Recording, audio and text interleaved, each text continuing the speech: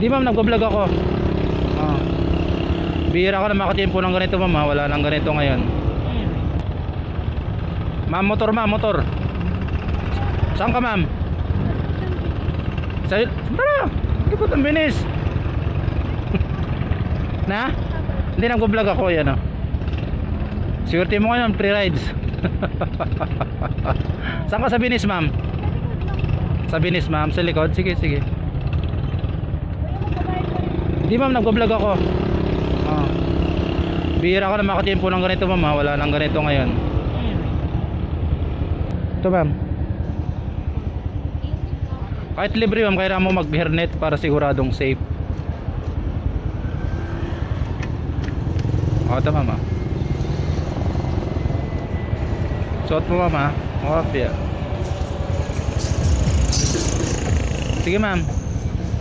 Sa binis lang ma'am, sa binis. Ah, sige, sige. Ma'am, baka may gusto kang sasabihin ma'am, i-shout out mo ba? Kumustahin? Sa probinsya nyo ma'am. Ay, dito ka lumaki? Ah, okay. Sa Metro Manila ka pala lumaki. Ma'am? 2 years na po ma'am. Orly Sniper Motovlog. Anong trabaho ba yan ma'am? Ay, naghahanap. Nagulat ka siguro kanina ma'am na?